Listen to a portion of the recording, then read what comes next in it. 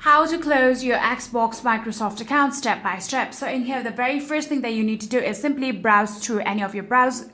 Then from there, you need to go through the account.microsoft.com. Then from here, simply tap on sign in and then sign into your account. So after signing into your account, what you're going to do is simply select your info, and then from your info option, if you scroll all the way down, you will actually be getting the option of close your account. So if you simply tap on that option, close your account, you will now be able to choose either 30 days or 60-day window before permanent deletion, and then from there you can click through the warning regarding lost Xbox saves, Game Pass subscriptions and Outlook emails, and then from there you can check all the boxes, select a closure reason, and then simply click the mark account for closure, and that is exactly how you will be able to close your Xbox Microsoft account. So if you guys do have any further queries, please let me know in the comment section down below, and that will be it for this video.